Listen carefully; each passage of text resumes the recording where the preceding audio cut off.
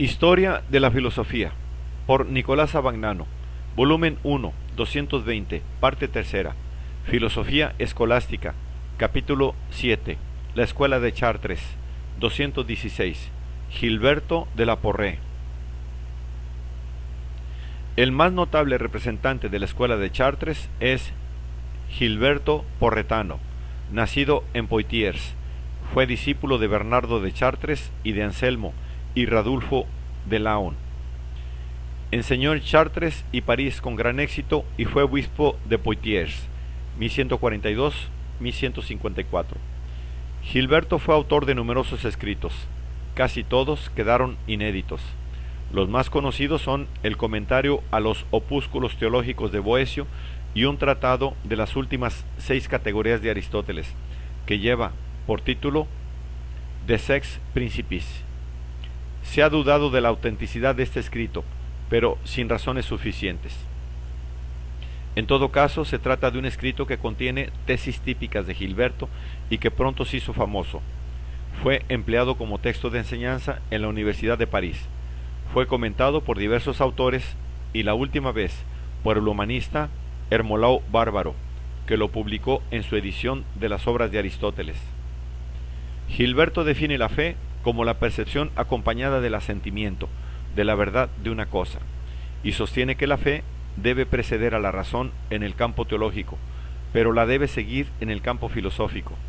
Las cosas creadas no tienen necesidad verdadera y propia, ya que en ellas todo es mudable, aun lo que comúnmente se tiene por necesario.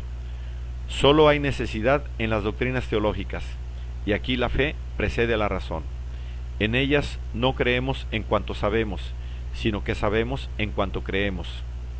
La fe, prescindiendo completamente de los principios de la razón, llega a comprender no sólo lo que no puede alcanzar la razón humana, sino aún lo que ella puede alcanzar con sus propios principios. Justamente, por consiguiente, la fe católica es considerada como preámbulo no sólo de los conocimientos teológicos, sino también de todos los demás. Carece de toda incertidumbre y es el fundamento firmísimo y cierto incluso de los conocimientos naturales. Basado en este presupuesto, Gilberto sostiene la estrecha unión entre la razón y la fe en toda la investigación filosófica. Une, dice, la fe a la razón, para que la fe confiera primero autoridad a la razón y después la razón preste su asentimiento a la fe. Según un testimonio de Juan de Salisbury, Gilberto distinguía el universal in re del universal ante rem. Llamaba al universal in re forma innata o especie y lo consideraba inherente a las cosas creadas. La forma innata sería la copia del ejemplar existente en la mente divina, como la especie inmanente en los individuos es, según Platón, copia de la idea. El entendimiento humano abstrae el universal de las cosas individuales para considerar mejor su naturaleza y comprender sus propiedades. El universal no es una realidad en sí, numéricamente una, sino la simple colección de las cosas individuales, unificadas según sus propiedades comunes. En otras palabras, Gilberto participa aquí del punto de vista de Abelardo. El fundamento objetivo de la universalidad del concepto, aquel fundamento que garantiza al concepto su verdad, es la semejanza que las cosas individuales tienen entre sí, su uniformidad colectiva. El universal había sido ya definido como la colección de las cosas individuales por Joselino o Gausleno en el tratado De Generibus et Speciebus. Pero Gilberto añade aquí una puntualización propia. Distingue dos significados de la propia sustancia. En un primer sentido, más general, es sustancia lo que para subsistir no tiene necesidad de cualidades accidentales. En este sentido, la sustancia es subsistencia, esto es, esencia y expresa el Q est de la cosa. En un segundo sentido, que es el propio, la palabra sustancia significa lo que subsiste, la realidad existente, o subsistens, el quod est. En el primer sentido, también los géneros y las especies, esto es, los universales, subsisten en cuanto son substantiae o esencias determinadas, que no tiene necesidad de accidentes para existir de la manera que le es propia. Pero en el segundo sentido, solamente los individuos son sustancias porque sólo ellos existen en realidad. Los individuos, por tanto, no sólo subsisten, sino que también existen, porque están dotados de las diferencias propias y específicas y constituyen los sustratos reales de los accidentes, en cuanto son sus causas y principios. Cuando el individuo subsistente tiene también el atributo de la racionalidad, recibe el nombre de persona.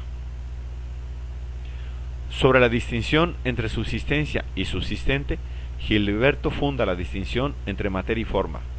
La forma es lo que determina una cosa en un ser específico. La materia es el sustrato determinable de la forma.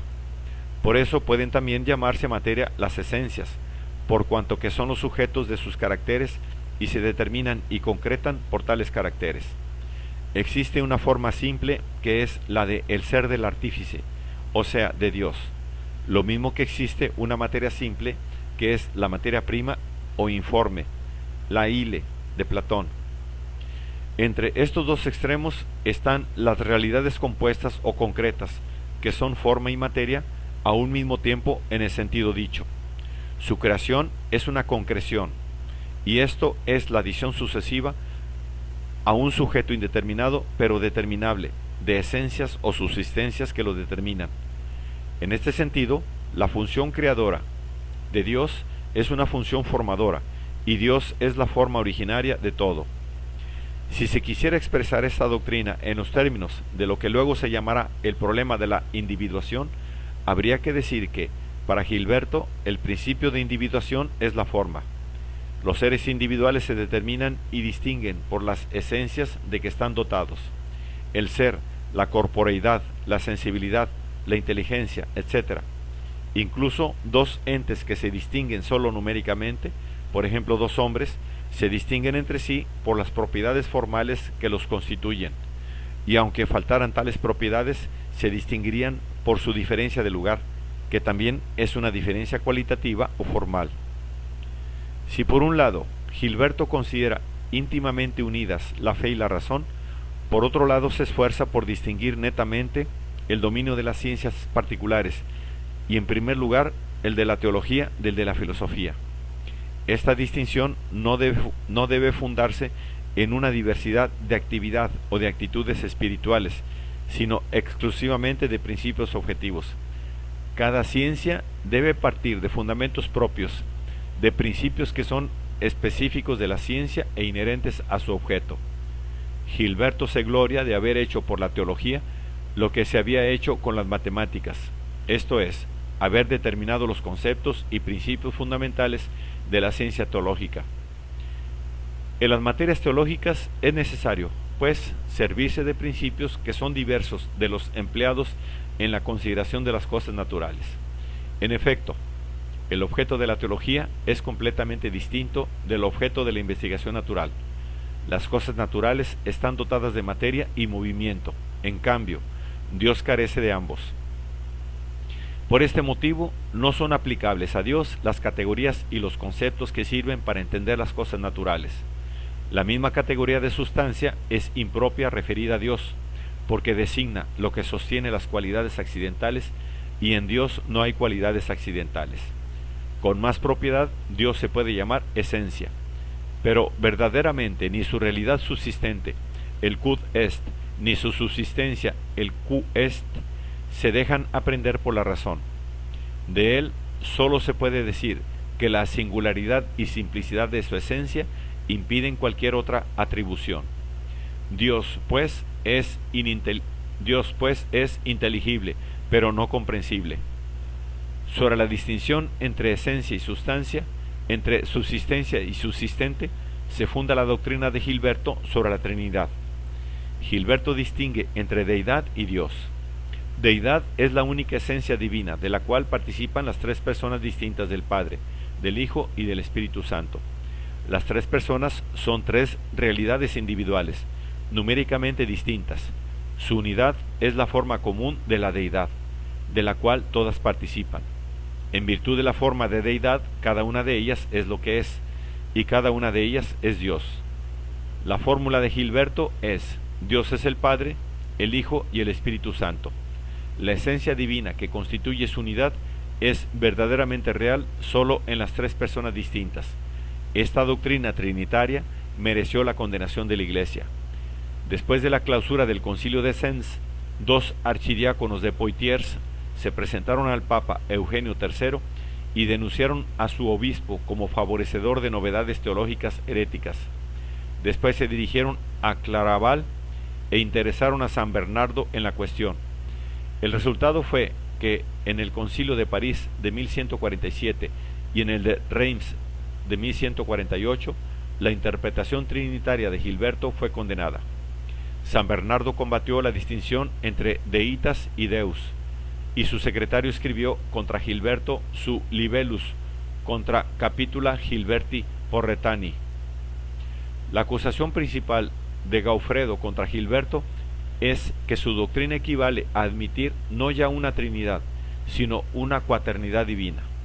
Por un lado, habría la forma de la deidad, por otro, las tres personas de Dios. Estas tres personas serían distintas una de la otra por sus relaciones diversas, por las cuales la una es el Padre, la otra el Hijo, la tercera el común Espíritu santificante. Pero estas relaciones serían extrañas a la única esencia divina, que por consiguiente quedaría como una cuarta realidad, añadida a la Trinidad de las personas. Gilberto explicaba el dogma de la encarnación sosteniendo que sólo la persona divina, esto es, Cristo, pero no la naturaleza divina, esto es, la forma de la deidad, tomó la naturaleza humana. Esta doctrina era consecuencia natural de la distinción entre deidad y Dios. La misma distinción se encuentra en la doctrina antropológica de Gilberto. El ser del alma y el ser del cuerpo constituyen en su unidad la subsistencia, el Q est del hombre, mientras el hombre mismo, como un todo, es el Quod est, la sustancia existente como tal. Por esto, el hombre no es verdaderamente el alma ni el cuerpo, considerados por separado. Con la muerte, el hombre como tal cesa de existir, aunque su parte fundamental, el alma, no pierda la existencia. El alma es, en efecto, no una forma carente de sustancia o entelequia, sino más bien una sustancia real, una esencia subsistente. No obstante, el alma como tal no es persona. La personalidad pertenece solamente al hombre íntegro. Gilberto hacía de esta manera valer con lógica rigurosa en todas las partes de su sistema la distinción entre subsistente, esencia y sustancia. Es evidente cuánto influye en su investigación la solución del problema de los universales sobre la de todos los otros problemas. Gilberto es sobre todo un lógico y en todo el curso de su pensamiento obedece a los principios y a las exigencias de su doctrina lógica, y precisamente sus investigaciones lógicas han ejercido sobre la escolástica posterior la mayor influencia. Su escrito De Sex Principis se funda en la pretendida diferencia entre las primeras 4 y las otras 6 categorías aristotélicas.